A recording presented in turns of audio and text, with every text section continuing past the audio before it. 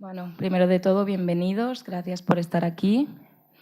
Bueno, enmarcando un poco la conferencia, deciros que este es el segundo ciclo de psicología transpersonal que estamos haciendo el grupo de trabajo de psicología integrativa. Y bueno, estamos muy contentos porque estáis asistiendo y vemos que hay mucho interés.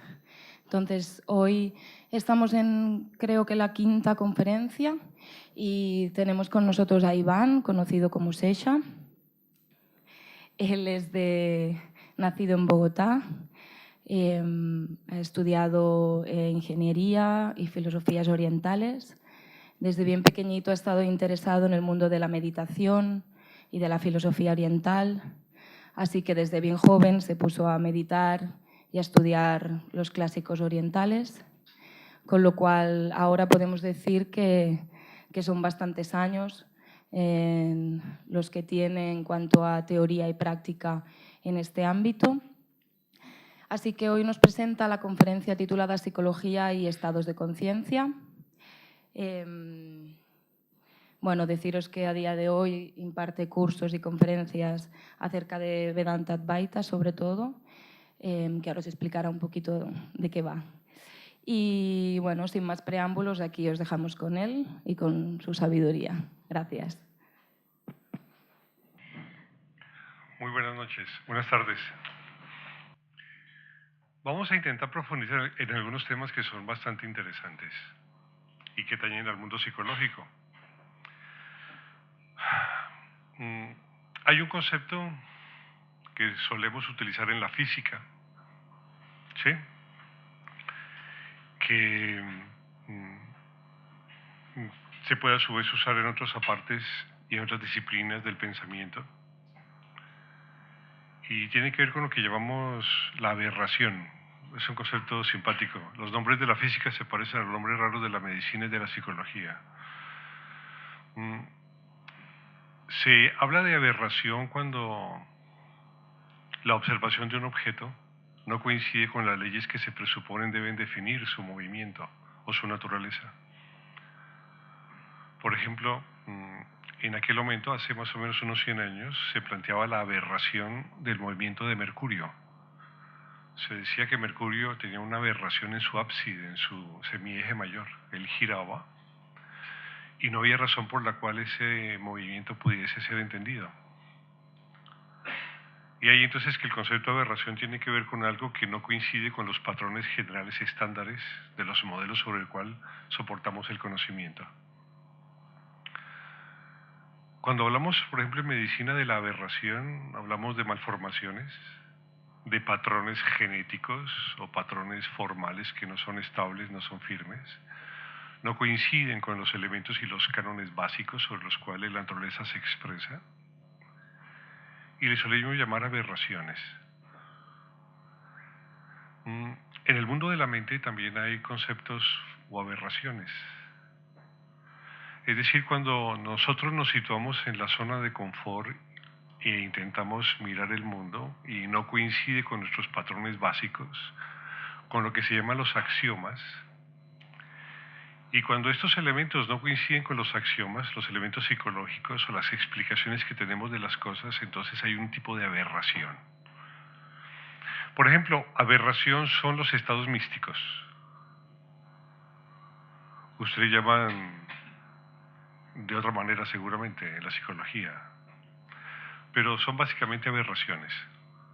Es decir, son expresiones, en este caso cognitivo o emocionales, que no tienen que ver con patrones de lo que se supone un ser humano normal ha de tener.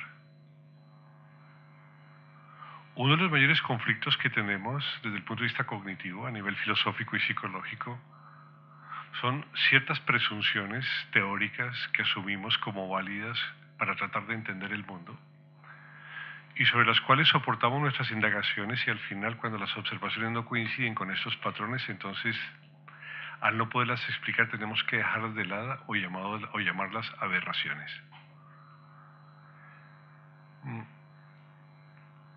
Las aberraciones surgen porque escogemos patrones de conducta o patrones de explicación teóricas.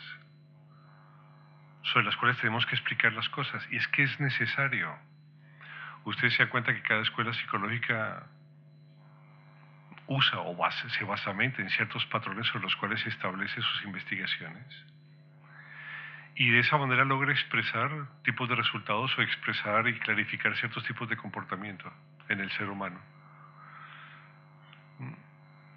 Cuando intentamos plantear ciertas circunstancias o ciertos eventos de una persona y no coinciden con nuestros planteamientos o con los que el grupo psicológico o la escuela psicológica plantea, suele haber siempre un rechazo.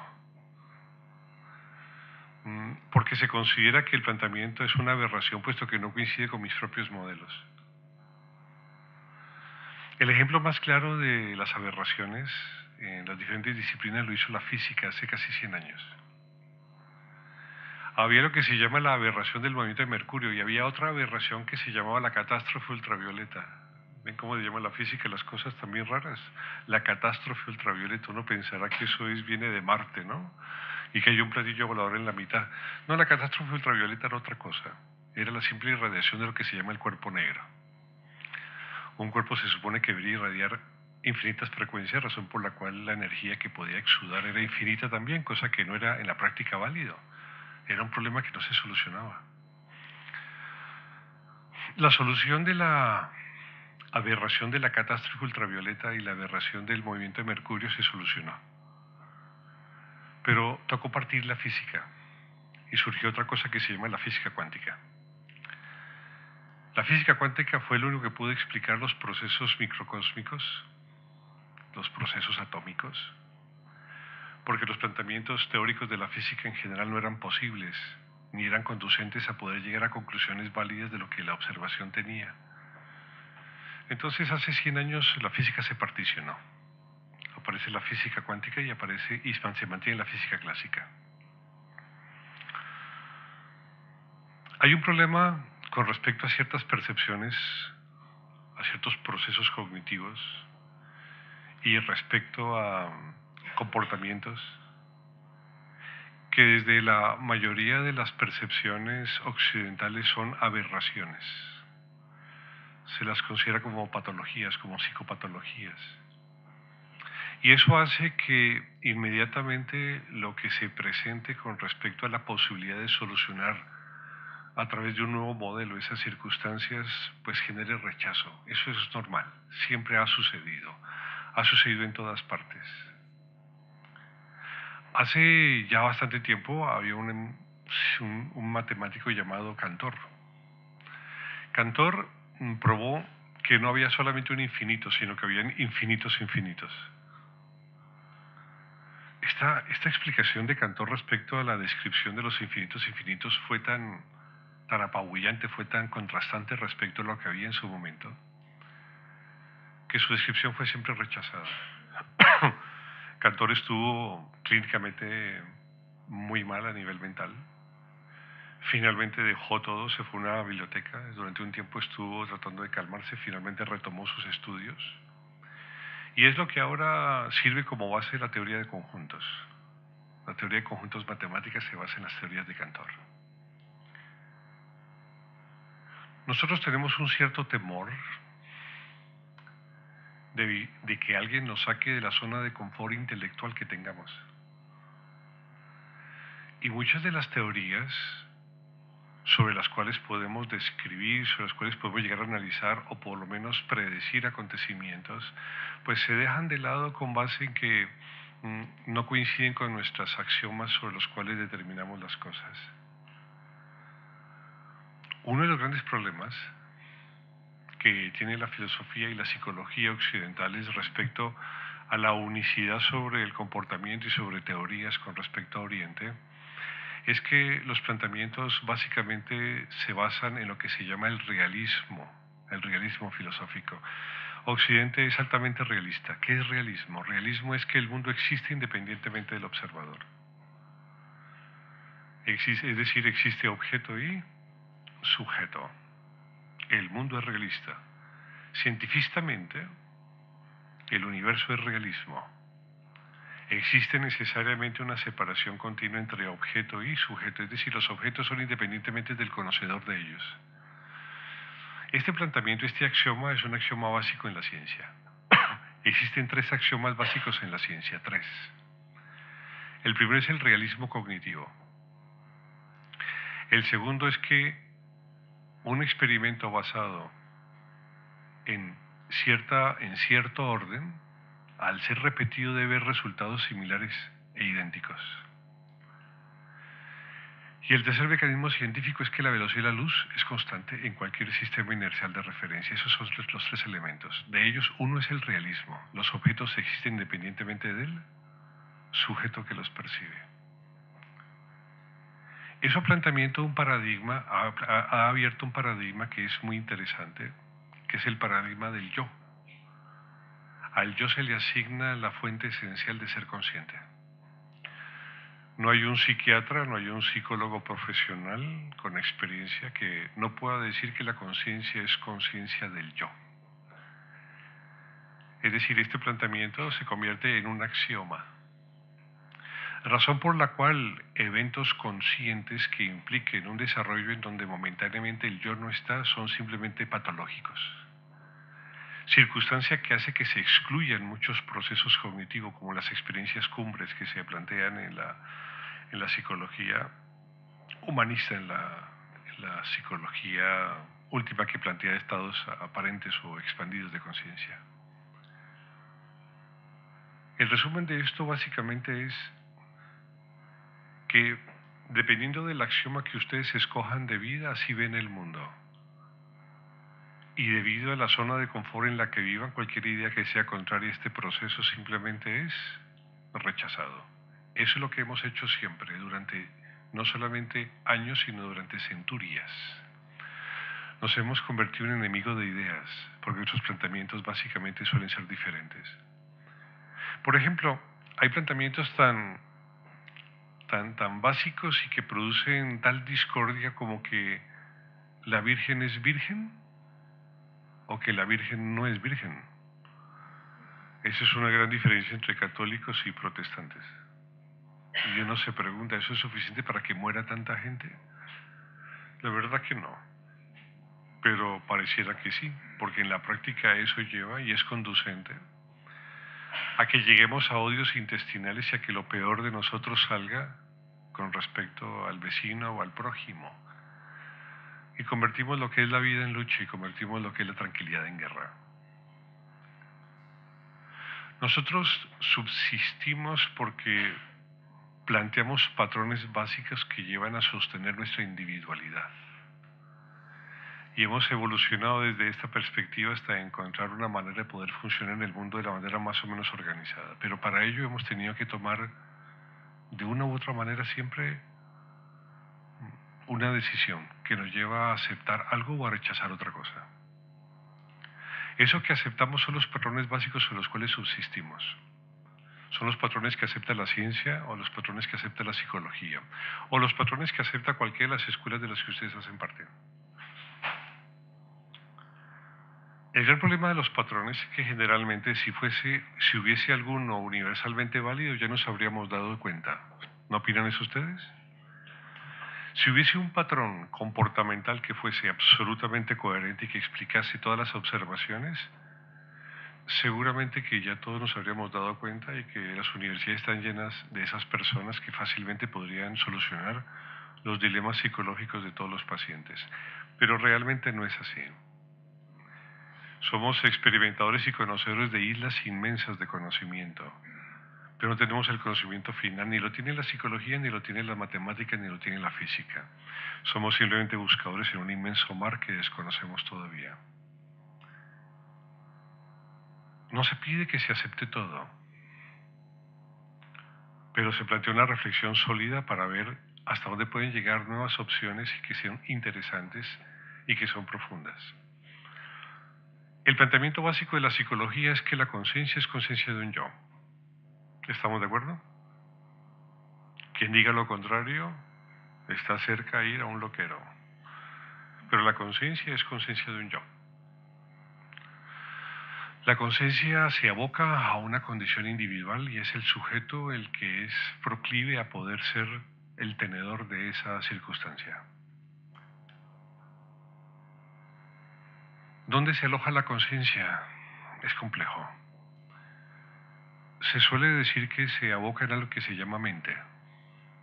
¿Qué es mente? Tampoco se sabe muy bien qué es. Es un conjunto de propiedades que funcionan seguramente asociadas al cerebro, que es una condición física. Mente es algo más allá del cerebro, que es exclusivamente una condición física, aunque hay personas que plantean que el cerebro en sí mismo, por sus procesos bioquímicos, produce la actividad mental. Hay quienes, en cambio, ofrecen que la actividad mental es algo más que está paralelamente al cerebro, pero que funciona compartiendo con él sus funciones. Situamos la conciencia en la mente. No sabemos muy bien qué es la mente. Tampoco sabemos muy bien qué es la conciencia. Tampoco sabemos muy bien qué es la atención. Funcionamos a través de ella. Conocemos las cosas gracias a ese mecanismo. Pero no sabemos esencialmente cómo gestionar esos procesos porque los desconocemos básicamente. Planteamos esencialmente que la conciencia es conciencia de un yo. ¿Dónde se encuentra ella? No lo sabemos esencialmente tampoco. No sabemos a ciencia cierta dónde somos ni por qué somos, ni allende de qué podemos ser otra cosa diferente. La conciencia se esconde mágicamente en algo. Hace 100 años que se intentó medir algo que se llamaba el éter. El éter. Así como la voz requiere del aire para poder proyectarse, promoverse en el espacio, ¿sí?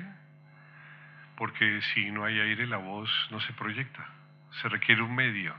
Ese medio es el aire. Se suponía que la luz necesitaba un medio parecido al que se supone tiene también el sonido para poder proyectarse, y este medio era el éter. Y se intentaba medir la dirección del éter o el movimiento del éter, y no se logró. No se logró hacer eso. Hubieron experimentos interesantes.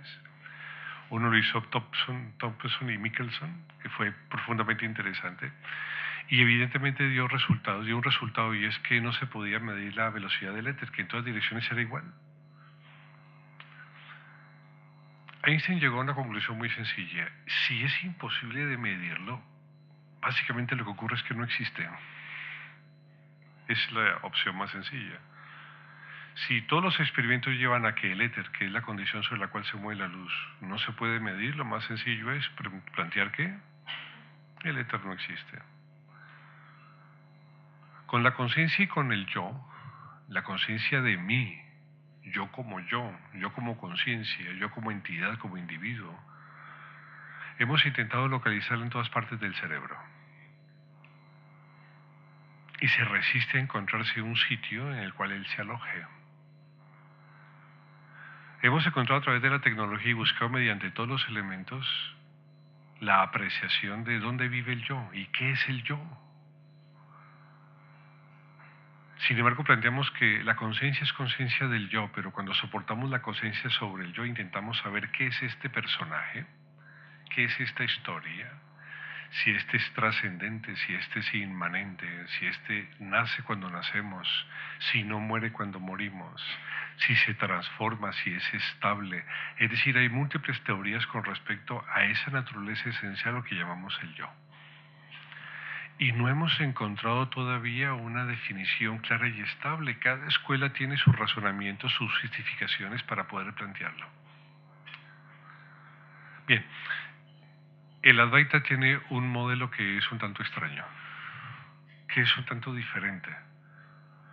Voy a intentar planteárselo porque a través del Advaita se pueden solucionar muchas de las aberraciones cognitivas que existen, pero que implican un replanteamiento de la realidad. Un replanteamiento que muchas veces, debido a la dificultad de salir de la zona de confort, es prácticamente imposible de esperar o simplemente de aceptar. El planteamiento que tenemos a nivel individual es que la unidad consciente es capaz de integrarse con otras unidades conscientes. e incluso con unidades inconscientes como los objetos. Es decir, podemos integrarnos como personas o con los objetos del mundo que conforman el universo. Esta unidad consciente es invariable, es estable. Parece que es cambiante, pero su naturaleza es estable. Parece que la mente puede tener dificultades, inconvenientes, y que la conciencia no se revele como un saber claro y coherente, pero parece que esa individualidad tiene cierta estabilidad. Es como el ladrillo fundamental psicológico. No hay nada más pequeño que un yo. Nadie tiene medio yo. Nadie tiene un casi yo. Nadie. El mínimo pensamiento que se puede tener de una persona sobre sí mismo es yo, soy. Es la unidad fundamental. La unidad fundamental cognitiva se llama yo. Nadie jamás se ve a pedazos. Si saca un pedazo, a ese pedazo le llama yo. Cuando retoma otro, entonces ese otro pedazo le llama yo. El yo es una cosa extraña, es una unidad fundamental cognitiva. Le llamamos en filosofía sujeto. Es tan fundamental que le llamamos sujeto. Es como lo que podríamos llamar desde el punto de vista de Planck, la constante de Planck, ¿no? Un fotón, una unidad cuántica. Una de las cosas que tenemos claras con respecto al yo es que no hay nada más pequeño. Puede desaparecer a veces sin razón de ser o puede transformarse en otras cosas, pero la unidad básica fundamental es esta. La unidad fundamental cognitiva es el yo. Esta unidad cognitiva fundamental tiene conciencia. No sabemos el tamaño ni la dimensión del yo, pero tampoco sabemos esencialmente qué es la conciencia ni cómo se aloja en la mente. No sabemos si la conciencia es un pensamiento del yo, o es el brillo del yo, o es la inteligencia del yo. No se sabe muy bien. Nuestros modelos no alcanzan a albergar y a probar las direcciones en las cuales se puede sustentar cualquiera de estas afirmaciones. Cuando construimos experiencia, a través de la comprensión que tenemos, debido a que la conciencia soporta dicho proceso, vamos conociendo, vamos aprendiendo, nos vamos aclarando, vamos siendo cada vez más maduros, cada vez podemos tomar mejores decisiones, cada vez nos reconocemos más claramente diferentes de las demás personas y cada vez esa unidad fundamental, esa unidad cognitiva, ese sujeto se afianza. Cuando ese sujeto tiene que enfrentar conscientemente situaciones como el infinito, situaciones como el absoluto, situaciones como el eterno, no puede hacerlo, porque él esencialmente es una fracción. Entonces lo que el yo puede hacer es pensar sobre, o reflexionar sobre, o opinar sobre lo infinito, lo eterno, lo absoluto. Pero si el yo llegase por alguna casualidad de la vida, como en los místicos, a experimentar un estado superior donde se asimile a lo divino, se experimente a Dios, entonces pierde su naturaleza esencial y se convierte en una aberración. Por lo tanto, eso no es posible. A nosotros, esencialmente, desde el punto de vista científico y psicológico, la experiencia de lo divino es simplemente una patología, porque va en contra del canon establecido y de las prioridades básicas que tenemos para poder saber lo que somos, porque la conciencia es conciencia del yo. La delimitación de la conciencia, lo que somos nosotros como individuos, nos lleva a una serie de paradojas irreconciliables. Paradojas son absurdos. La mayor paradoja es que no podremos entender jamás el universo de lo divino, que es terreno de lo religioso, el universo de lo infinito, que es terreno de lo filosófico, el terreno de lo absoluto, que puede ser terreno inclusive de lo matemático y de lo físico, y quedamos restringidos a una noción excesivamente personal. Y todos los modelos funcionan mientras avalen la identidad del yo, y mientras avalen la permanencia del yo y la individualidad del yo. Si el modelo avala esto, es un modelo que es válido, es un modelo que parece maduro. De resto, la percepción llega a ser una aberración. Llega a ser una aberración la intuición porque no se entiende cómo un proceso puede percibirse sin mediación de mí, sin mi propia voluntad, mi propio interés, mi propio deseo o anhelo. Llega a ser una aberración, una experiencia mística. Y para poder sortear estas experiencias, entonces la psicología de Maslow y siguientes plantearon algo que es que es como sacar un as de la manga, es muy simpático. Entonces lo que existe es una expansión de conciencia. Y la expansión de conciencia es como cuando uno va donde el médico y le dice, usted lo que tiene es una dermatitis no tópica. Y entonces uno dice, gracias doctor, ya sé lo que tengo. Dice, sí, es una dermatitis atípica también. Gracias doctor, os me queda más claro. Ahora ya sé que tengo una dermatitis atípica, es decir, ni usted sabe ni yo sé. Pero le dimos un nombre a las cosas. Entonces, hace ya años, se plantea para poder introducir en los terrenos de la limitación del propio yo ciertas experiencias que no están delimitadas, que están delimitadas por la propia definición de los cánones que determinan las prioridades básicas del conocimiento, pues introducimos el estado de expansión de conciencia. Entonces pareciera que la conciencia se puede expandir hasta el infinito, en ciertos casos, como en experiencias cumbres o menos, o medio cumbres, medio cimas, y de alguna manera logramos salir y poder describir, experimentar ciertas situaciones que son extrañas. Extrañas desde la perspectiva de un yo que tiene una estructura absolutamente firme y estable. Estamos, desde esta definición científica, supeditados a ser parte, siempre. Estamos supeditados a ser fracciones de algo. Nuestro todo es un todo lleno de partes, es una unidad fraccionada. Y las fracciones siempre están latentes. Y la fracción latente de todas las fracciones se llama yo, porque no hay fracción más pequeña que esta. Esto nos ha abocado, evidentemente, a tratar de entender el comportamiento del yo. Creamos modelos que interpretan, se abocan en la interpretación, en el conocimiento del comportamiento del yo, en sus emociones, en sus pensamientos, en sus sentimientos, en sus pasiones. Tratamos de ver el medio en el cual él se desarrolla. Intentamos desarrollar el yo de las personas junto con las cualidades anexas que él tiene para poder darle cierta madurez, cierta independencia, cierta coherencia en el proceso. Porque si intentamos en la psicología ayudar, es ayudar a afianzar el yo. Pero ayudar a afianzar el yo es ofrecer la madurez para que una persona tenga la suficiente capacidad de tomar sus propias decisiones, tenga empoderamiento, tenga control de sí mismo. Pero dejamos de lado un mundo que paralelamente también nos construye y del cual hemos olvidado mucho. El mundo de lo eterno, el mundo de lo infinito, el mundo de lo sin fronteras, el mundo de lo absoluto. Y cuando escuchamos bajo ciertos planteamientos de otras disciplinas, de otros mundos o otras opiniones, el concepto de lo místico, de lo estable, de lo absoluto, pues no sabemos cómo acercarnos a ello, porque nos han enseñado a ser personas, no ser más allá de las personas.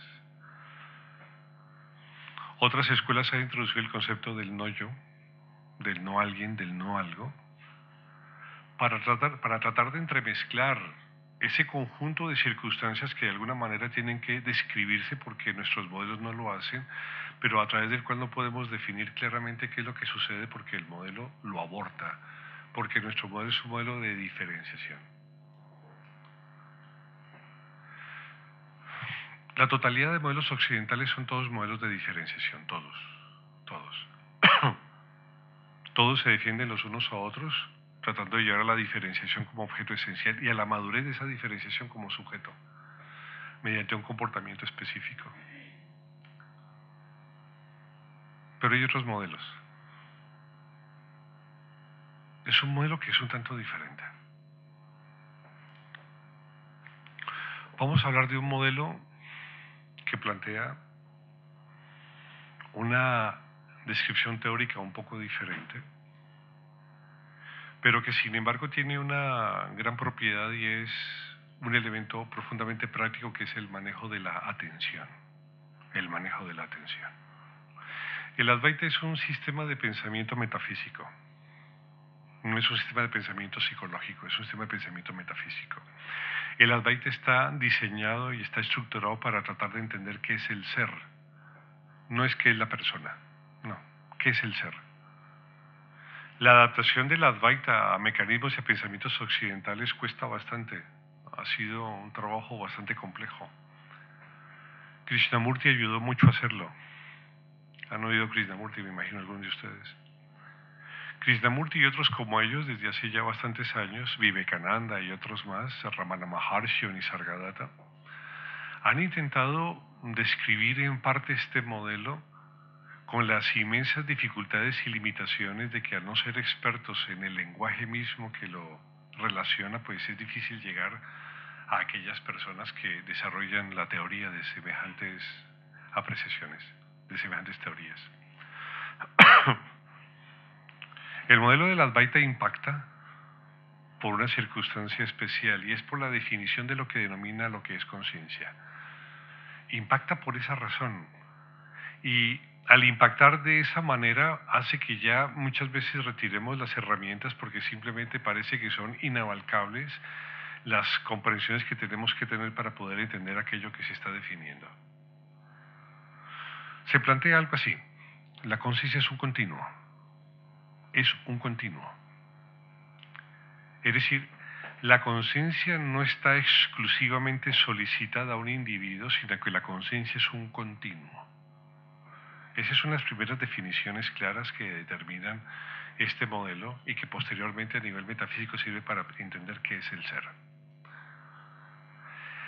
El segundo elemento que es importante en el Advaita es que la mente es independiente de la conciencia o que la conciencia es independiente de la mente. Ya les explicaré rápidamente de qué se refiere cada una de estas cosas. Y el tercer elemento que es fundamental es que el yo es una variable de la función cognitiva. No es el centro de la función cognitiva, sino que es una variable de la función cognitiva. La función cognitiva tiene varias variables, como una función matemática de cuarto grado tiene 4 variables. Así la función cognitiva de la mente tiene varias variables. Una de ellas es el yo. Básicamente esos son los elementos sobre los cuales se sustenta este modelo, sobre estas 3 circunstancias. ¿Qué quiere decir que la conciencia sea un continuo?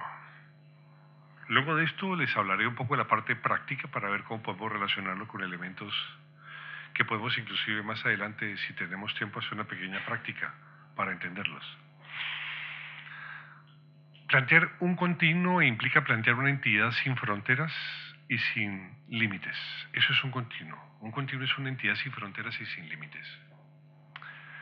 Se plantea que la conciencia es un continuo. Lo más cercano a un continuo que ustedes conocen es lo que llaman el espacio. El espacio no tiene límites.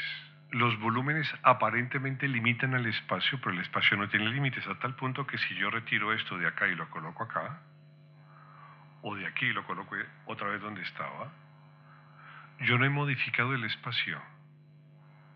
El espacio sigue siendo el mismo antes y después. Los volúmenes dependen del espacio, pero el espacio no depende de los volúmenes. Desde esta perspectiva, entonces la conciencia es una entidad parecida al espacio, es un continuo. Y la pregunta que viene entonces es: ¿y por qué si es un continuo nos vemos como individuos independientes, conscientemente independientes y como sujetos? Es la pregunta del billón. Esta es la pregunta que tenemos que resolver, como la pregunta desde el otro lado del océano es: ¿por qué si yo soy individuo, qué debo hacer para hacerlo total o lo absoluto? Es decir, ¿cómo puedo hacer el salto de lo individual a lo absoluto, de lo individual al continuo? Y desde el otro lado, cuando planteamos que esencialmente la conciencia es un continuo, es cómo doy el paso a lo individual, cómo surge lo individual, cómo se manifiesta esto. Y surge con una segunda apreciación, y es que la mente es independiente de la conciencia y la conciencia es independiente de la mente. Se parece a algo así. El día de hoy seguramente la luna ya empieza a estar en su primero o segundo día de menguante. ¿La han visto? Está conjunta a Marte. ¿La han visto Marte? Un puntico rojo amarillo muy bello que hay cerca. También se ve a Júpiter. Si ustedes salen después de la conferencia, seguramente verán a los tres. Verán la Luna, verán a Marte y verán a Júpiter. Un punto blanco Júpiter que está casi en el cenit. Desde la perspectiva del Advaita, lo que planteamos es una circunstancia bastante sencilla, bastante simple. Y es que la mente es el instrumento de conocimiento, pero no es la esencia del conocimiento. Así como el hierro se calienta, pero el hierro no tiene calor, lo calienta el fuego que es ajeno a él, pero puede recibir el calor del fuego. Así como el espacio puede recibir los volúmenes, pero no afectan al espacio. Así de esa manera como la luna refleja los rayos del sol, pero no es la luz de la luna lo que se refleja.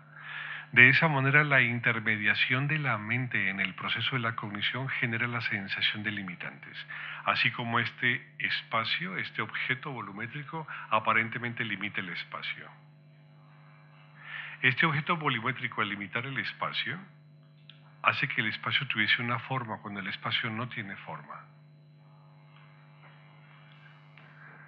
La aparición de las limitaciones en los procesos cognitivos surgen a través de la mente.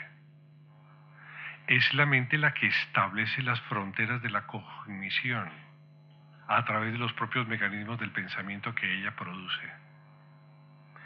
Se parece mucho el modelo a, por ejemplo, cuando estamos de día y aparece el sol.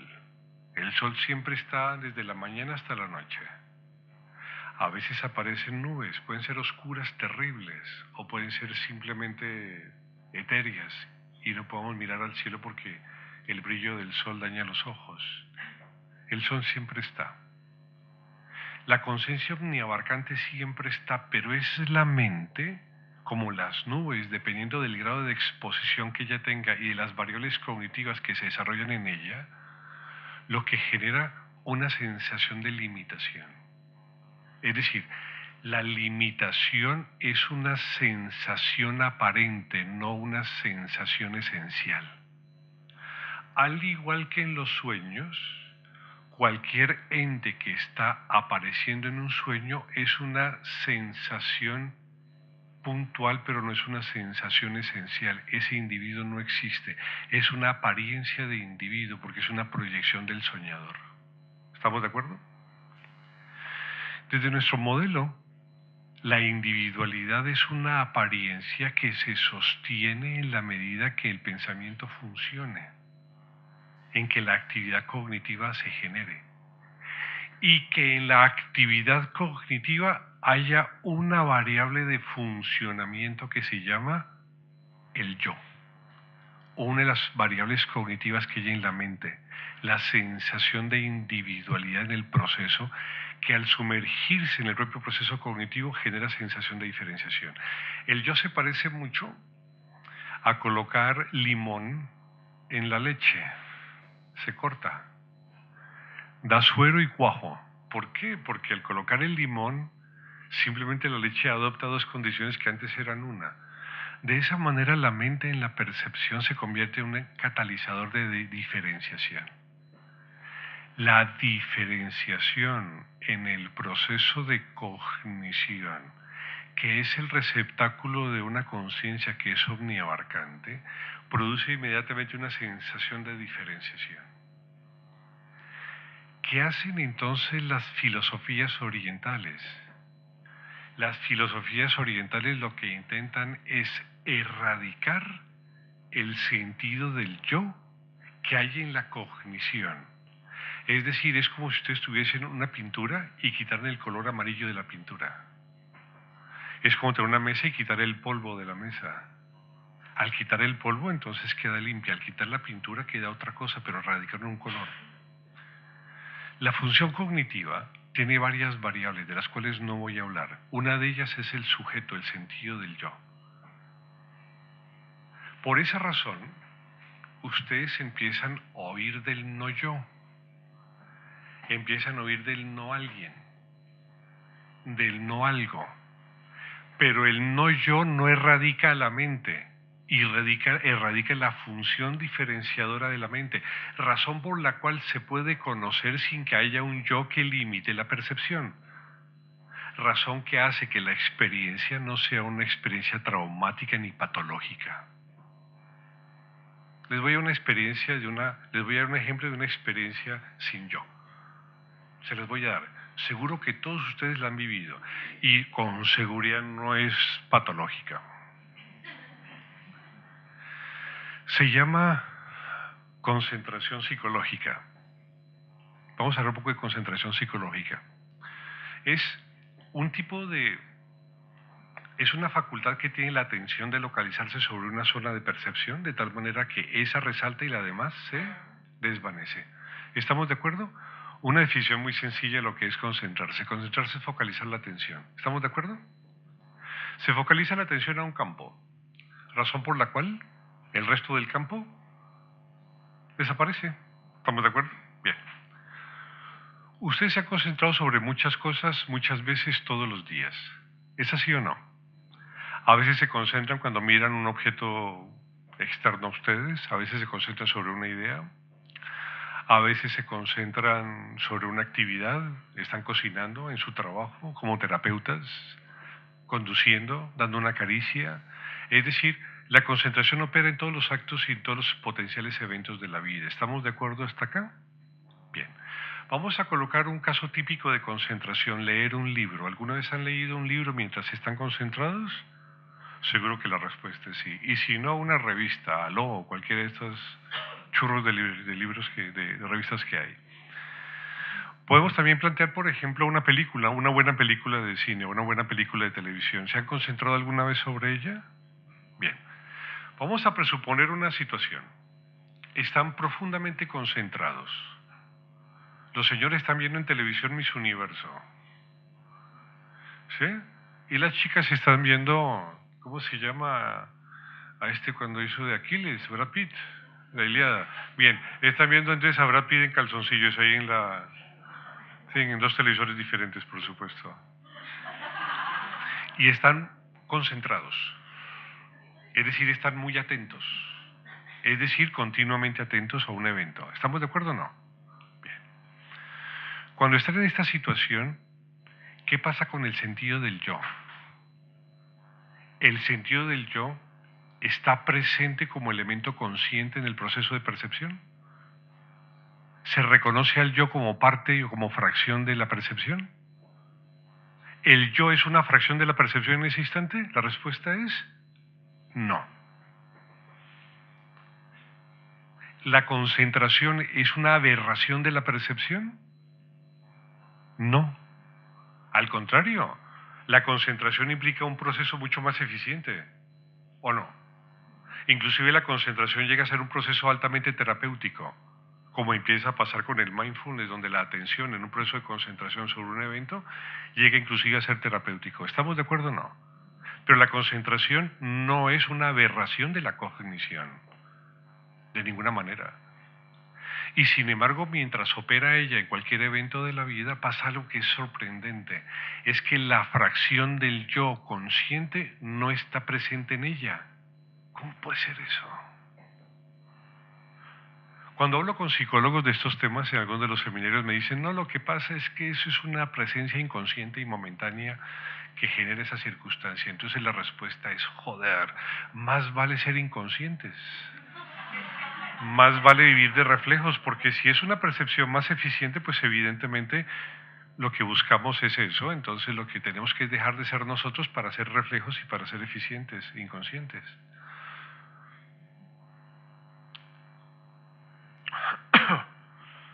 La conciencia, como un continuo omniabarcante, como el espacio, se ve limitado como las nubes que son un poco de agua, o como el dedo que basta ser así para no ver el sol. Mire lo pequeñito de un dedo. Se pone así y uno no ve el sol. Así las nubes que son un poquito de humedad, que son un poquito de gas, se convierten en un limitante para no poder observar el brillo solar directamente.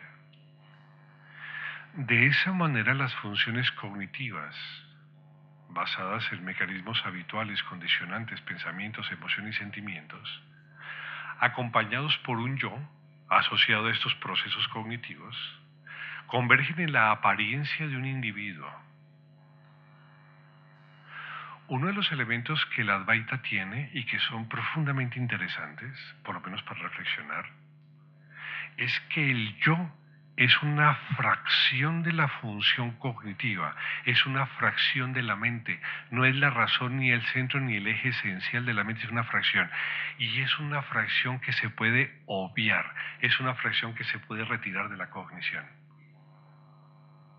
Se puede retirar. Ustedes pueden retirar de la infinitud, por ejemplo, los números pares o los números primos. ¿Saben qué son los números primos, no? Son números familiares, los primos. Sí. Los primos son los que se dividen por sí mismos o por la unidad, no más. El 7 es un número primo, no se puede dividir como un entero. El 23 es un número primo, el 21 es un número primo.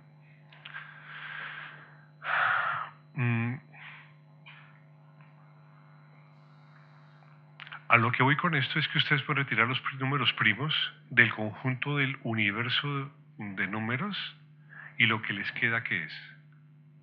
¿Qué queda? ¿Cuántos números? Infinitos. Bien. Quiten los pares del conjunto de números infinitos. ¿Cuántos quedan? Infinitos impares. Bien. Si ustedes retiran el sentido del yo de la cognición, queda la infinitud misma. Solo que asociada a otra forma de cognición, bajo otros parámetros que se llaman estados de conciencia diversos. Y ahí entonces que ocurre una cosa que es maravillosa, que es prodigiosa. Si la conciencia se ve limitada por algo tan sencillo como los sentimientos, pensamientos, emociones, que llevan implícito el sentido del yo, cuando retiramos de la función cognitiva la variable yoica, ¿qué queda? Queda lo mismo pero sin sentido de diferenciación. Esta facultad, esta propiedad de funcionar sin quien funcione, de pensar sin quien piense y de hacer sin quien haga, se convierte en el eje central de todo desarrollo interior, personal y filosófico en otras culturas y en otras tradiciones.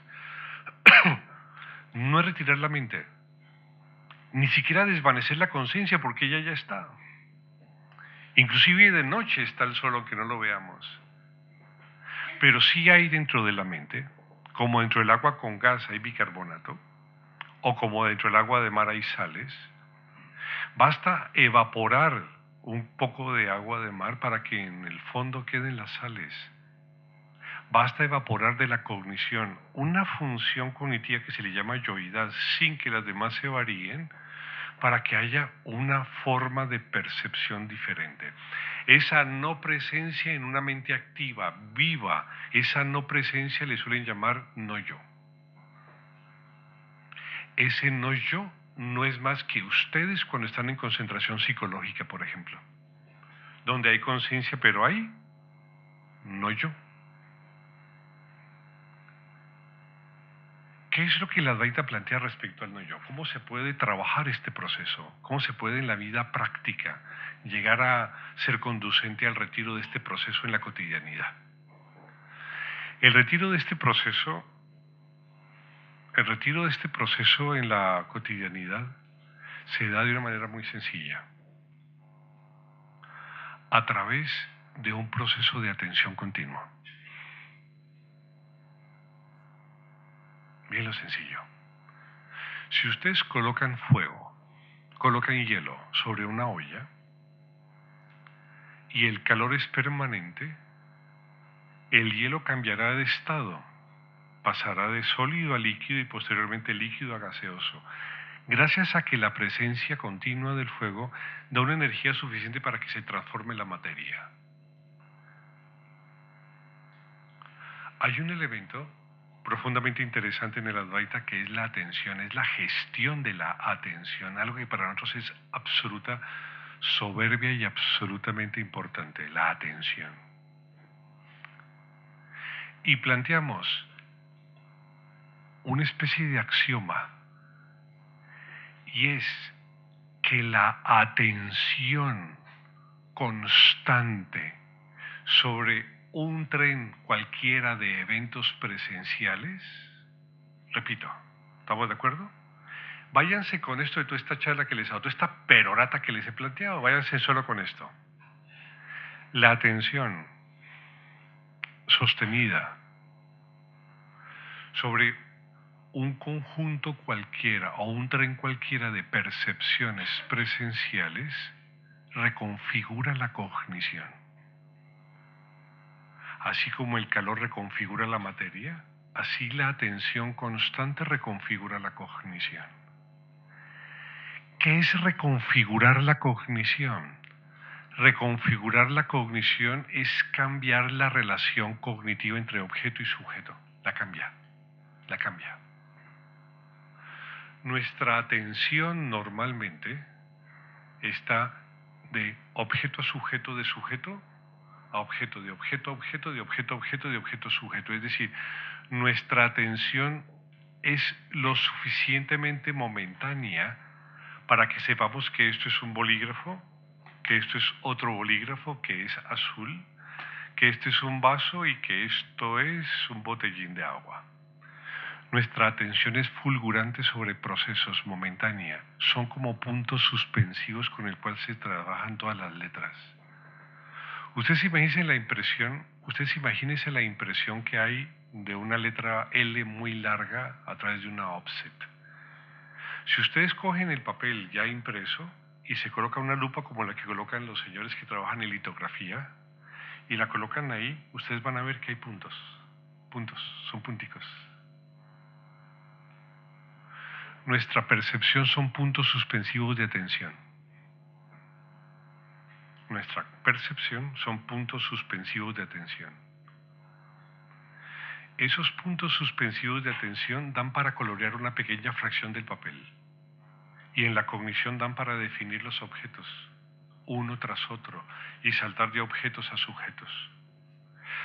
¿Qué es lo que hace el Advaita?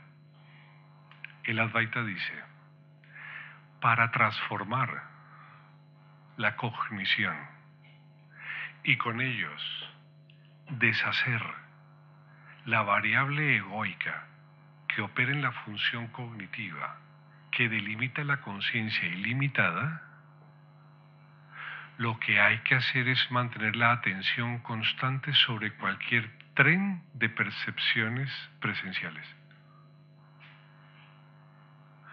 Y la atención sostenida sobre cualquier tren de percepciones presenciales reconfigura la cognición porque reestructura la relación entre objeto y sujeto.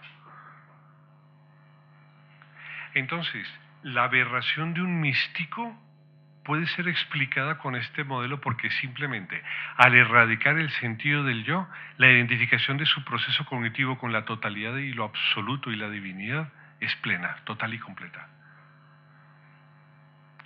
Da para entender que somos todas las cosas, da para entender que somos eternos, da para entender que somos infinitos, pero también da para entender que somos individuos mientras haya un yo que se abrogue la propiedad de ser independiente de todas las cosas que perciba. Todas las filosofías orientales no intentan destruir la mente, intentan detectar el no yo. Todas las filosofías orientales intentan detectar la ausencia de yo, el desalojo momentáneo del yo, y que este desalojo puede mantenerse el mayor tiempo posible, sin que eso obvie la cognición, porque la cognición no muere porque solamente se desecha una variable de la función cognitiva, pero con la posibilidad de llegar a otras fronteras novedosas con respecto a lo que es la realidad. En la práctica, ¿qué es lo que hacemos para lograr esa atención continua? ¿Estamos de acuerdo? ¿Qué hacemos en la práctica? Lo que hacemos es un tipo de actividad, un tipo de terapia que se fundamenta en extirpar la fantasía. Plantearé que la fantasía es una actividad cognitiva involuntaria. Fantasía es a lo que ustedes se van mientras yo estoy hablando. Y se quedan allá un buen rato y luego regresan. Y cuando regresan ya están perdidos. Y yo iba en la conciencia y que era un continuo y de pronto empieza a hablar del yo. ¿Y qué momento cambió? No es que yo no cambié, es que ustedes se fueron. Y en la linealidad de la conferencia, de la charla, cuando yo pasé los minutos que ustedes no estaban, se perdieron la mitad. Por eso desde el punto de vista pedagógico siempre retomo el cuento otras veces para los que se perdieron parte de la película e intentar que alojen esos espacios vacíos con algo de algo nuevo que estoy diciéndoles. Nosotros en la práctica, como terapia, ¿por qué la terapia? Lo que intentamos es extirpar la fantasía. La fantasía es una cognición involuntaria en donde ustedes se ven alojados, donde se ven catapultados. La cognición es un estado no creativo, no volitivo. Es simplemente una construcción momentánea de contenidos mentales basados seguramente en procesos altamente inconscientes o involuntarios, en hábitos, en cánones sobre otras circunstancias, elementos y procesos altamente inconscientes. Lo más cercano a la fantasía es el sueño. Nuestra terapia es muy sencilla. Es extirpar la fantasía. Una vez estando hablando con mi hijo en Bogotá, él quería ser vegano,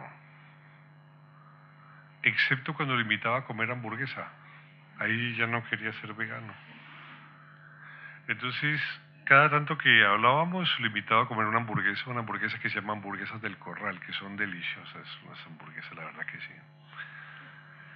Y empezamos a hablar de filosofía, de sus cosas. Él tiene 22 años, le gusta la política, le gusta el anarquismo, es joven.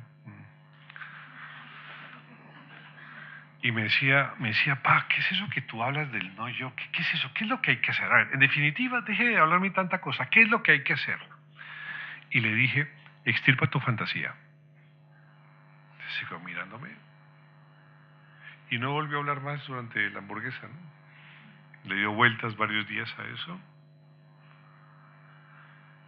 Y el análisis le llevó a conclusiones que eran bastante interesantes. Se supone que una persona está más o menos el 74% de su vigilia en fantasía. El 74% de la cotidianidad de un individuo está en fantasía. Otros procesos, en cambio, ya son voluntarios, ya hay reflexión, concentración, análisis, son procesos imaginativos, no fantasiosos, que son más válidos, son volitivos, son creativos, como la reflexión misma. Pero si ahí me dijesen, Iván, me duele aquí, ¿qué hago? Atiende, extirpa la fantasía. Es que, no sé, no me siento bien, quisiera adelgazar, ¿qué hago? Mira, extirpa la fantasía. Porque cuando extirpan la fantasía, les queda tanto tiempo para estar atentos, tanto tiempo, les queda tanto tiempo para detallar la esencia y la filigrana de los objetos del mundo, les queda tanto tiempo para absorber y compenetrarse con su propia naturaleza, les queda tantas horas al día para estar atentos, que la continua atención sobre cualquier tren de eventos presenciales hace que momentáneamente el sujeto desaparezca. Entonces se convierten en espectadores de un mundo absolutamente maravilloso en el cual la conciencia controla el proceso sin necesidad de que haya un dueño de ese instante. ¿Cómo ocurre cuando ustedes están concentrados psicológicamente?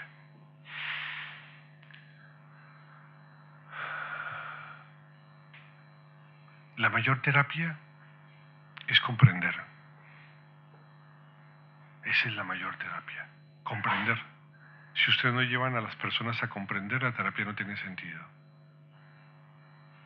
Y de comprensión, lo importante es llevarlos a comprensiones profundas. Ojalá, por ejemplo, pudiésemos vivir con comprensiones tan fuertes que aunque estuviésemos cerca de la muerte, no se deshicieran, se desvanecieran.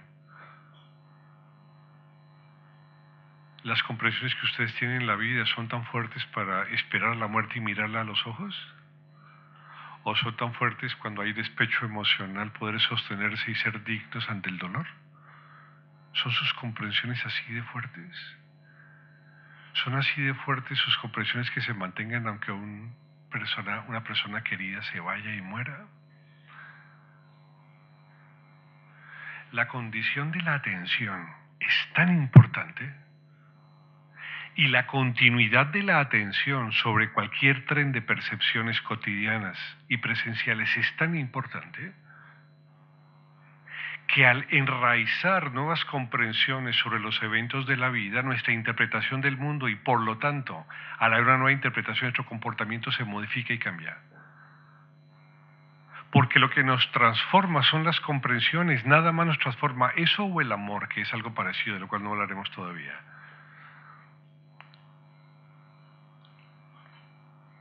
Si nosotros tenemos la capacidad de mantener un tren de atenciones continuas, de atención continua sobre eventos presenciales, su mundo va a cambiar. Ustedes imagínense una cosa sencilla, imagínense que leen un libro. ¿Cuánto tiempo pueden estar leyendo un libro atentos? Máximo, 10 minutos, 15. ¿Cuánto han estado máximo? ¿Una hora? ¿Media hora? Sus estados de concentración largos, continuos, cotidianos, ¿cuánto han durado? ¿20 minutos? ¿5 minutos? El planteamiento es, ¿qué tal que ustedes saliesen de la lectura de un libro y siguiesen concentrados? En la propia percepción, por ejemplo, de cocinar. Y mientras están cocinando, pudieran seguir haciéndolo estando concentrados mientras hablan con la pareja o con algún invitado o invitada. ¿Qué pasaría si en su mundo estuviese continuamente la atención sostenida y mientras ello ocurre la carencia de sentido del sujeto? ¿Tendrían que ir constantemente a un psicólogo para saber qué les pasa y dónde está la tristeza? ¿Tendrían que ir continuamente para saber qué es lo que les ocurre y por qué la depresión los lleva a la desesperación? Desde el punto de vista educativo, esto es profundamente interesante. ¿Por qué los niños viven en concentración psicológica? Los niños hasta los 5 o 6 años son absolutamente maestros y diestros en la percepción de este tipo de circunstancias, porque ellos están ajenos al sentido del yo mayormente. A ellos les es fácil hacer toda actividad de manera absolutamente libre. A un niño le es muy fácil estar ajeno a sí mismo, al sentido de control en su propio proceso personal. Le es muy fácil. ¿Ustedes han visto a los niños ver televisión? ¿Les han visto ver las películas de Walt Disney una tras otra vez durante horas, mirándolos plenamente y sin pestañear siquiera? Eso es lo que nos salva los sábados a la mañana. Eso es lo que nos salva los domingos a la mañana. Walt Disney, La Bella y la Bestia, Peter Pan. Entonces se le coloca ahí que deja varias veces y lo sostiene desde las 8 de la mañana hasta las 12 del día. Y uno puede estar tranquilo en la cama. Y ellos están absortos. Y uno se pregunta, ¿cómo lo hacen? Porque nosotros no somos capaces como adultos de ver eso. Es imposible, no hay manera. Y el niño no está ahí. No está ahí, aunque esté ahí. Su función cognitiva está, pero su variable egoica está lejana, está anulada, está deshecha.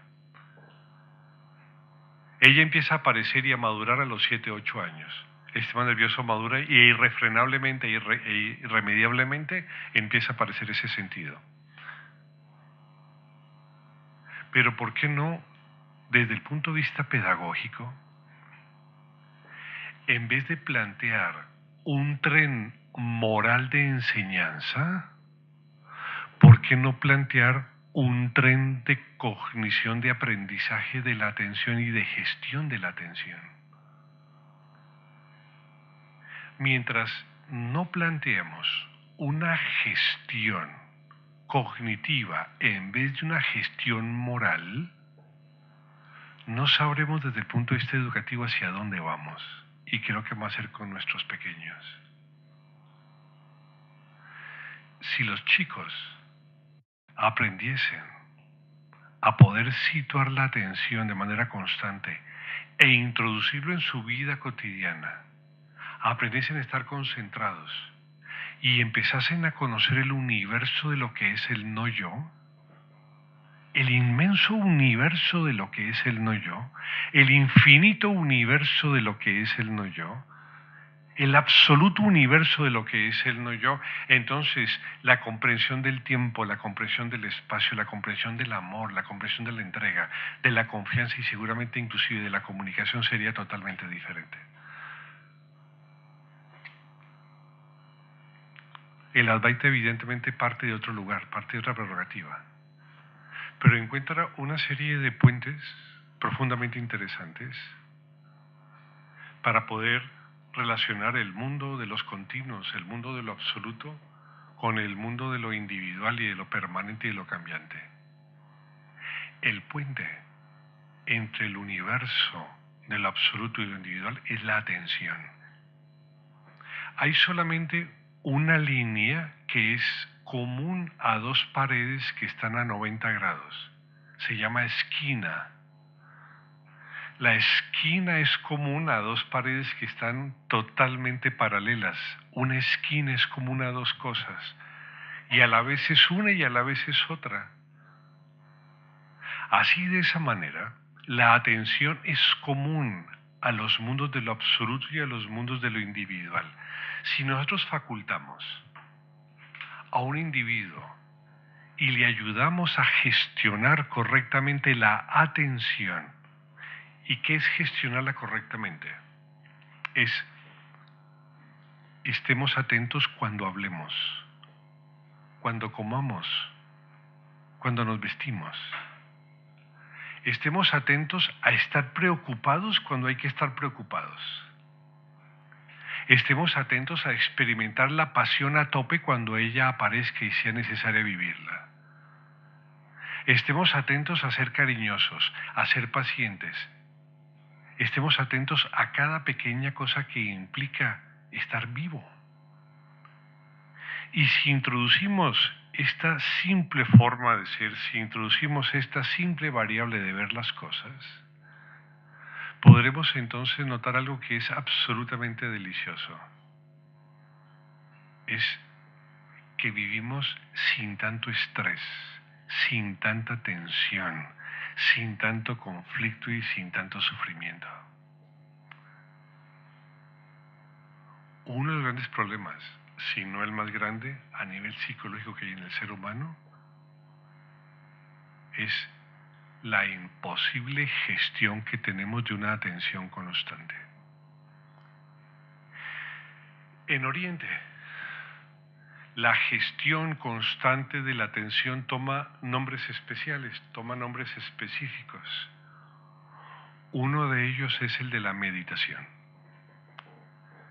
La meditación básicamente no es más que el correcto gestionamiento de la atención para lograr una atención estable, continua, que implique en el proceso cognitivo la anulación de la variable egoica que lleva a la identidad y a la comprensión de mí mismo con la propia naturaleza consciente de la cual soy parte integral.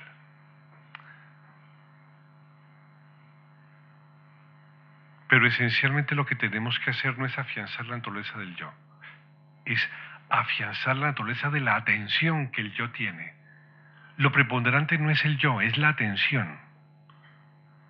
Lo preponderante no soy yo, es el instante en donde estamos, en donde existimos, en donde nos movemos y funcionamos. Lo importante no soy yo, es la comprensión que tenemos del instante que estamos abordando y de la comprensión profunda y el aprendizaje que tenemos del momento que estamos experimentando. Eso es lo que vale. Lo que vale no soy yo, ni lo que busco de la vida es afianzarme a mí, porque yo soy como persona y como individuo un solo pensamiento, una variable como la memoria misma o como la reflexión misma. Somos simples variables como entidades individuales. Hay procesos cognitivos que logran superar este proceso. El Advaita ha estado reflexionando durante casi unos 5 o 10 milenios sobre la naturaleza de la conciencia y sobre la naturaleza de la atención. A través de estos milenios han reconfigurado una teoría cuya esencia de manera muy plana y muy sencilla les he mostrado. Pero han llegado mucho más lejos que a la ausencia del yo, pero mucho más lejos. La concentración psicológica no es la esencia ni el fundamento de la cognición. La ausencia momentánea del yo es el primer peldaño a una serie de pasos que llevan a una representación mucho más profunda del ser humano. Allá por el año 700, por el año 800, apareció un personaje que hacía parte de la tradición Advaita y que acuñó, organizó una idea a la que le llamó la no dualidad. La no dualidad. Y planteó una cosa, y es la afirmación de que el estado más maduro de cognición es el estado no dual. Eso es lo que planteó. El estado más maduro de cognición no es el estado volitivo donde hay sujeto-objeto, no. Dijo, el estado más maduro cognitivo no es el inconsciente que opera en sueños, no. No es el no volitivo que aparece en la fantasía, ni el voluntario, ni el volitivo que aparece en la imaginación. No. Tampoco el estado cognitivo más importante es la ausencia del yo. No. Este personaje acuñó otro concepto. Este es un concepto que en Occidente no se estila, ni siquiera se advierte, la no dualidad. Esta es una idea que está lejana a todos los océanos y a todas las playas del mundo occidental. En muchas ocasiones me ha tocado hablar de estos temas, inclusive frente a filósofos. La última vez dicté una charla sobre la no dualidad en la Universidad Complutense de Madrid y algunas en la Raimundo Lulio, aquí en Barcelona, frente a filósofos. Y me ven como si estuviese a cuadros, porque son términos que son tan complejos, y son complejos porque simplemente no se los ha vivido, no más que eso. ¿Ustedes han visto The Big Bang Theory, esta serie americana simpática que habla sobre estos nerds americanos que trabajan en universidades que son profundamente inteligentes, pero es una serie simpática de risas, es muy agradable? Hay un fulano que se llama Sheldon Cooper, ¿han visto?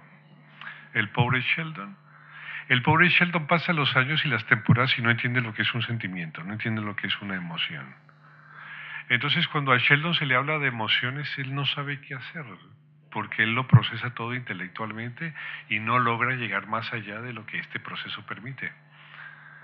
Así pasa un poco con Occidente, no logra procesar otros procesos cognitivos más allá de objetos-sujetos diferenciados basados en una atención momentánea y fugaz.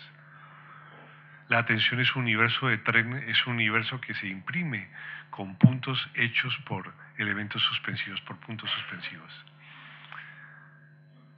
Este Sankaracharya, allá por el año 780, como les dije, acuñó un término que se llama no dualidad. Y dijo que la no dualidad es el estado cognitivo más estable. Yo dije, joder, nosotros hablamos de comportamientos estables,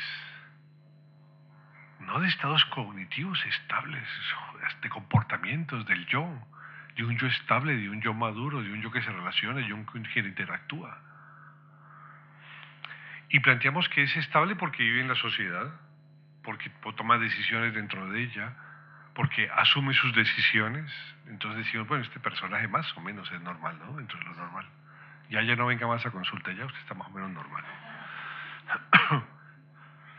Pero se plantean otras cosas dentro de la teoría del Advaita. Una cosa es muy interesante. Hay una forma de cognición que no es la ausencia del sujeto como sí ocurre en los procesos de concentración psicológica. Hay momentos en donde la atención llega a ser tan continua que se pasa de carrerilla por la concentración psicológica y se cae en otro lugar, se catapulta a otro sitio. El universo es la no dualidad, en donde el sujeto no está localizado en ninguna parte de la percepción. Es decir, está en todas partes, pero no específicamente en ninguna. Un sujeto, un individuo o una entidad, porque ni es individuo, una entidad que conoce, cuyo conocedor no está localizado en ninguna parte del campo, razón por la cual es no diferente de lo que percibe, razón por la cual es simultáneamente al observado, razón por la cual es uno sin segundo. Cuando percibe el mundo desde esta nueva óptica y de esta nueva localización, entonces se dice que lo que percibe es real, que lo que percibe es estable, que esa es la madurez cognitiva. La madurez cognitiva no es la virtud, esa es la madurez moral, pero no es la cognitiva.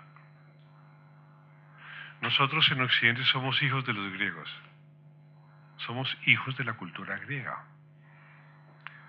Nuestro concepto de la belleza, nuestro concepto de la música, nuestro concepto matemáticos vienen todos de la Grecia antigua. Nuestra filosofía viene de Grecia. Hasta hace poco Aristóteles era el non plus ultra, era quien mandaba en el pensamiento.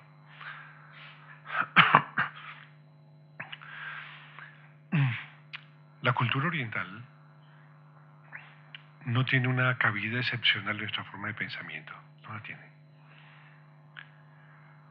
Nuestra cultura y nuestra herencia es griega, absolutamente griega. Razón por la cual ciertos elementos son difíciles de adentrar en nuestro tipo de pensamiento, en nuestra forma de ser. Los griegos inventaron la filosofía, pareciera, aunque no es así, pero desde el punto de vista occidental nace con Tales de Mileto. Tales de Mileto empieza a ordenar el pensamiento, a darle un registro más o menos categórico a ciertos procesos cosmológicos. Y resulta que de esa prerrogativa pues hemos evolucionado desde este siglo XXI y en este siglo XXI seguimos todavía con una herencia profundamente griega. El universo es realista, es decir, existe objeto y existe sujeto independiente. Y ya hace casi 2000 años se plantea otra cosa en Oriente. La percepción más madura no es la que yo logro a través de la virtud en la acción, sino la madurez más grande que se logra es a través de una percepción en donde no se está localizado en ninguna parte del campo. A eso se le llamó no dualidad. ¿Y cómo se logra la experiencia de la no dualidad? Que no es ni la experiencia del no yo, eso está mucho más allá del no yo, eso está mucho más allá del insight, está mucho más allá de las experiencias cumbre. ¿Qué es esto de la no dualidad? Es una experiencia no localizada, razón por la cual el perceptor está en todas partes de lo percibido, en todas partes. Por eso los místicos dicen que ellos aman a la expresión de Dios en todas las cosas, porque extrañamente en cualquier instante en donde su estado interior les proyecta, ellos simultáneamente son todas las diversas fracciones de la divinidad y de la creación. Entonces ellos son todos en todas las cosas.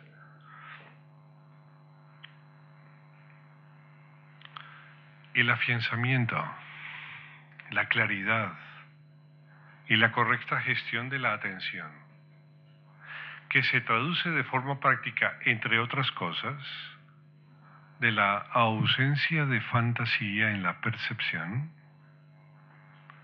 llevan a que inicialmente no solamente el sujeto se diluya en el campo cognitivo y aparezca lo que ustedes conocen como concentración psicológica, sino que a la manutención de este proceso y a la permanencia de la atención en el proceso cognitivo se pueda deslizar este proceso a una reconfiguración nueva de la cognición donde aparezca la no dualidad.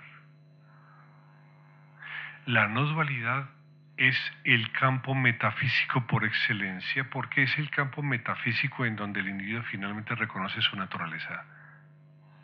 Y es el campo en donde va el Advaita. Lo que pasa es que el Advaita en su camino simplemente pasa por procesos previos psicológicos que puede integrar dentro de su mecanismo teórico, pero no es el objeto esencial de su búsqueda. Nosotros no intentamos quitarle los problemas a las personas, no. Para eso están ustedes. No. Si alguien se queja, pues les damos las tarjetas de los psicólogos o los psiquiatras. No. No existe en la tradición un cuerpo de ideas que afiance una terapia. No. No buscamos una terapia, porque lo que buscamos no es hacer mejor a alguien, es quitarle a alguien el sentido de que él es algo, eso sí, pero al otro no. Entonces nuestra terapia se basa simplemente en algo muy elemental, es la atención. Cuando yo era pequeñito, por los 12 años, me regalaron un cassette. En esa época todavía había los cassettes. Es más, no había nada más, no había ni Walkman. Y a los 12 años me regalaron un cassette. Era un cassette muy especial porque era un cassette de flauta grabado en la cámara del rey, en la pirámide de Keops. Cuando me lo regalaron yo atesoré eso porque dije, ¡oh, esta es una carga! En la cámara de Keops de la pirámide. ¡Qué maravilla! Entonces, pues, aproveché.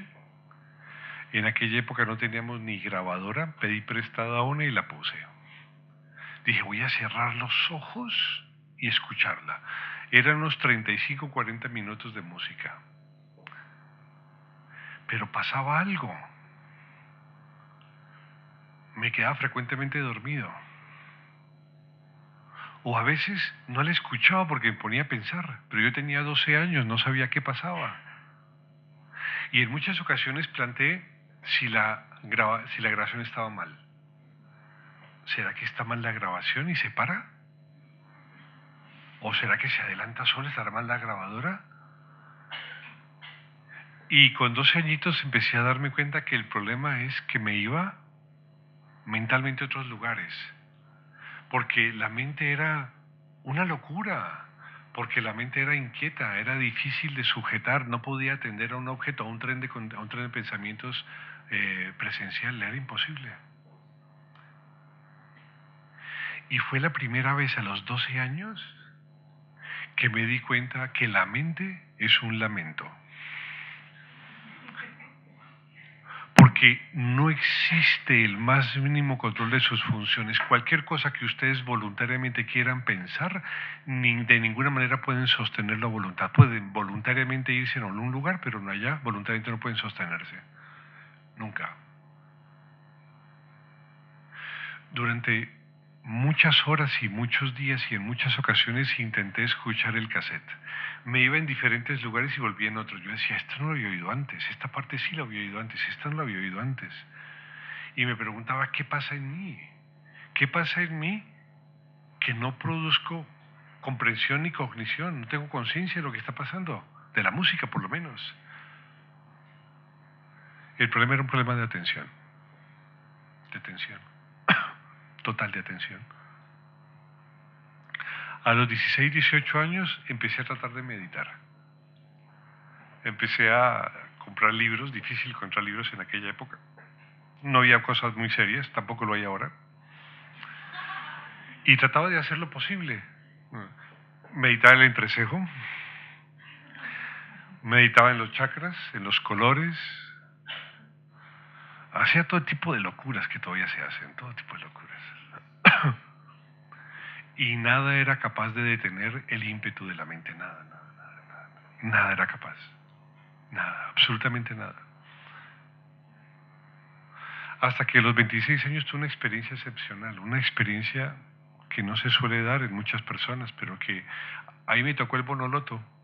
Me tocó, simplemente me tocó. Lo había anhelado, lo había esperado y me tocó el bonoloto a los 26 años. Y a través de esa experiencia tuve una comprensión clara de muchas cosas. La primera condición que ocurrió fue una reconfiguración de la propia percepción. Una de las cosas que desapareció fue la fantasía. Desapareció. Me era absolutamente fácil detectar cuando un pensamiento aparecía. Un pensamiento que no tuviese que ver con el instante que tocaba percibir. Es como si tuviese una linterna en la frente y cada pensamiento fuese una sombra. Entonces cada que aparecía una sombra y la miraba, la propia luz de la linterna pues la borraba. Entonces no alcanzaba a ver los pensamientos aparecer, no alcanzaba a ver estas formas de percepción emerger. Y empezaron a morir sensaciones cortas. Empezaron a morir en mi mundo sensaciones y pensamientos instantáneos, fugaces, momentáneos. Empezaron a morir sensaciones de tristeza, de angustia, de depresión. Empezaron a morir sensaciones y pensamientos que se construyen con pequeños ladrillos porque duran muy poco tiempo. Y finalmente me di cuenta que el eje central es la atención. Y que si la atención se sostiene convenientemente bajo unos cánones coherentes, aparecen diversos estados de cognición porque la mente se reconfigura de varias maneras según sea el nivel de atención que se tenga. Entonces, no es que hayan esencialmente diversos estados de cognición, no es que yo me lance a otro mundo, a otro universo de percepción, no es que los estados de conciencia se modifiquen de tal manera que aparezcan otros universos, es ver el universo a través del rastro de una atención cada vez más constante según la relocalización del objeto y del sujeto en la cognición.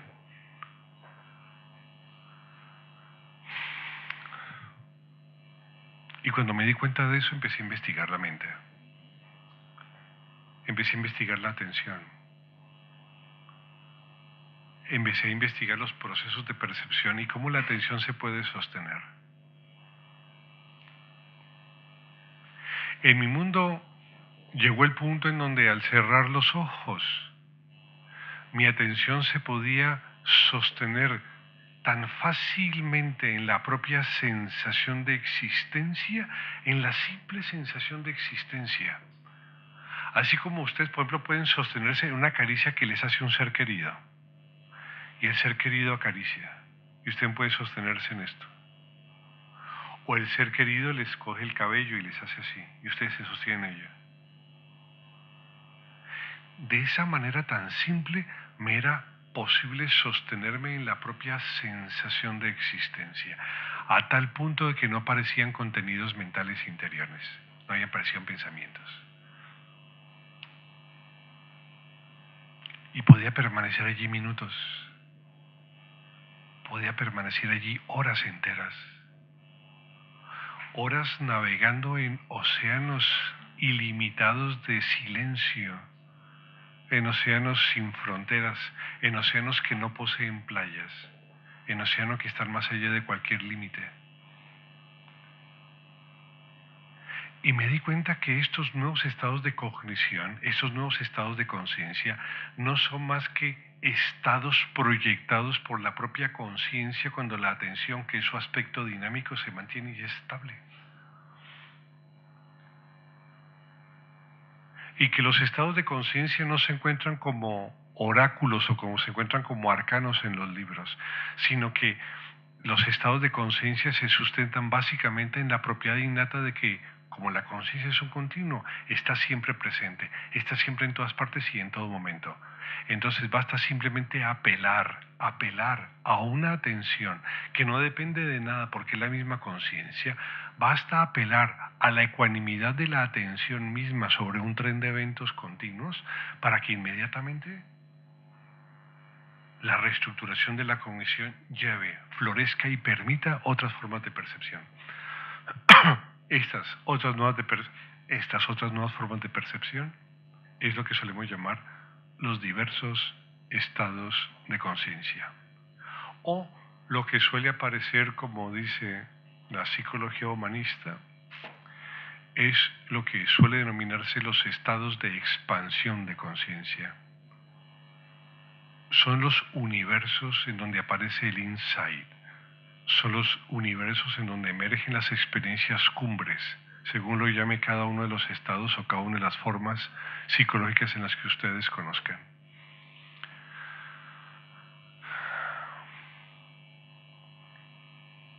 El Advaita favorece como terapia el simplemente hecho de estar atentos. Cuando ustedes caminen por la calle, o cuando estén de pies o sentados en un metro, estén vivos, estén atentos. No dejen que sus mentes viajen a otros lugares que no son conducentes, que no son necesarios. Vean la intensidad de los colores, los ojos de las personas. Sientan el viento cuando salen del metro y aparece entonces a la salida. Sientan el calor del sol, sientan el polvo, la luz, la oscuridad. Estén vivos. Intenten ver lo que está sucediendo. Sean experimentadores del mundo que está sucediéndose. Porque en verdad, la mejor terapia es estar atentos. Ahora, si alguno tiene alguna pregunta, con gusto hacemos una pequeña sesión de preguntas y respuestas. Si no hay, no pasa nada, pero si hay, con gusto contestaré alguna pregunta.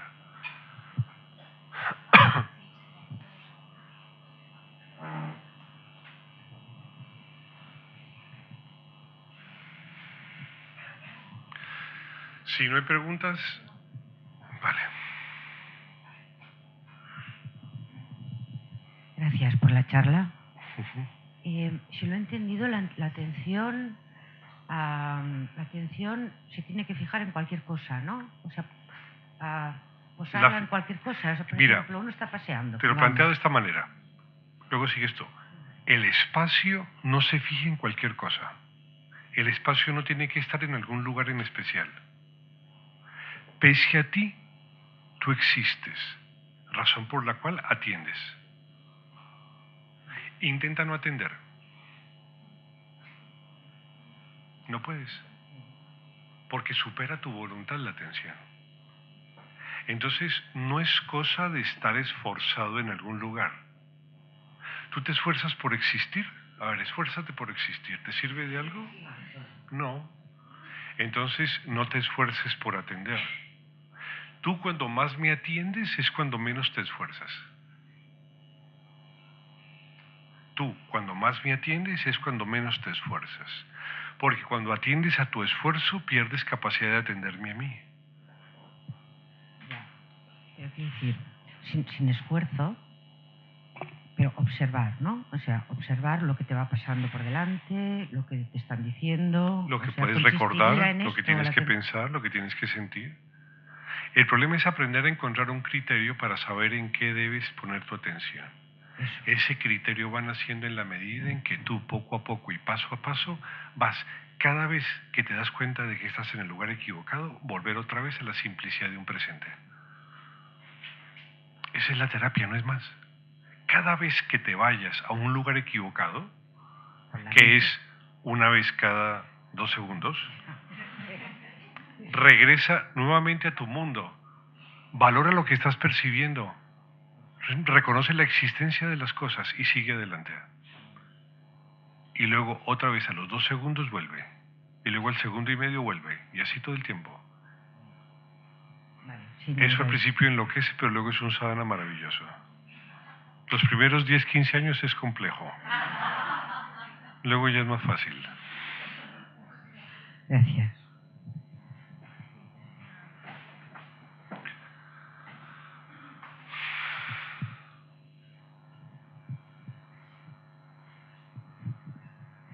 En primer primer lugar, muchas gracias por la charla, ha sido muy bonita como siempre y muy interesante. Entonces, mi pregunta es si no es fácil mantener la atención, la atención continua, me refiero. La atención es difícil mantenerla si intentas mantenerla tú.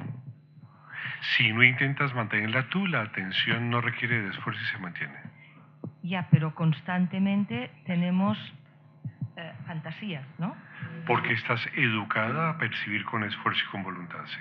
Entonces, la atención aumentaría si fuésemos conscientes de esta fantasía. No, si eres consciente de la fantasía inmediatamente se desvanece. Y entonces aumentamos la atención. La atención es lo que acontece. Y la presencia constante de la atención en lo que acontece diluye tu sentido de propiedad, tu sentido de yoidad y tu sentido de control de la percepción. Y te libera de ti. La atención te libera de ti.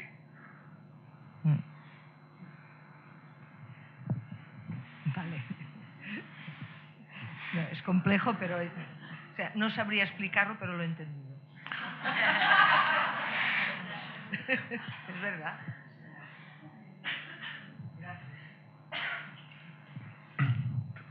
¿Hay más? Sí. Gracias. A raíz de esto, una parte del trabajo podría ser la conciencia corporal o el sensory awareness, es decir, estar atento a las sensaciones corporales. Sí, sí es sin esfuerzo. ¿Por qué? Porque hay instantes donde la atención no merece ser conocida, no merece ser colocada en la atención corporal. Hay instantes donde sí. Si tú conviertes la atención, la presencia corporal en el mecanismo de atención, puedes convertir a la voluntad en un proceso que genera hábitos. Y ahí te pierdes. Sí, a eso iba. A mí me pasa cuando trabajo esa parte que no me voy, o sea, que está presente el yo, me lo recuerda constantemente los límites de mi cuerpo. Entonces no veo cómo se conjuga eso con ir hacia el no yo. Eso se conjuga porque lo que has hecho es convertir a tu cuerpo en un contrincante. Cuando tú conviertes al cuerpo en un contrincante, lo que le haces es darle vida. Cada vez que piensas o no quieres pensar en él con esfuerzo, entonces él cobra fuerza y energía. Y llega el punto donde conviertes en un hábito y una actitud automática, en un condicionamiento, tu propia presencia corporal. Y eso se va convirtiendo en algo que no quieres tener, pero que al no quererlo cada vez se hace más fuerte. Y se convierte después de un hábito en una obsesión. Y después de convertirse en obsesión empieza a convertirse en patología. Y es aquí donde entran todos los compañeros.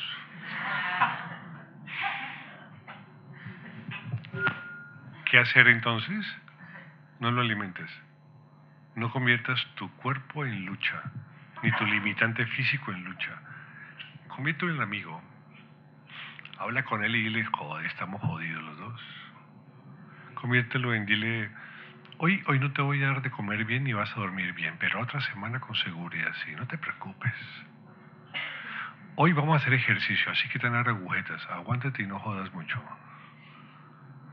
Hoy vamos a desayunar bien. Conviértelo en tu amigo, no en tu enemigo.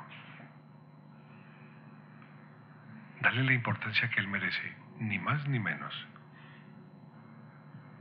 Y entonces se integrará como todos los demás elementos de la vida, como se integran tus corbatas en tu vida, como se integran tus calzoncillos en tu vida.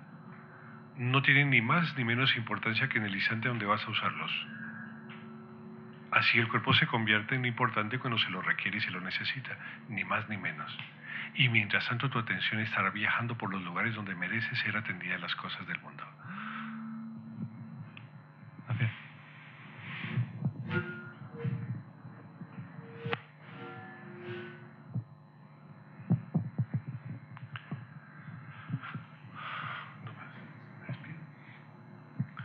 A todos ustedes agradecerles muchísimo su presencia. Siempre Barcelona es un lugar maravilloso para poder hablar, para poder comentar estas inquietudes. Y espero que estos comentarios que he hecho les sirvan a ustedes como reflexiones para sus propios procesos y para sus propios análisis personales. También muchas gracias al colegio por la invitación que me han hecho, muy gentiles. Y muchísimas gracias. Hasta siempre.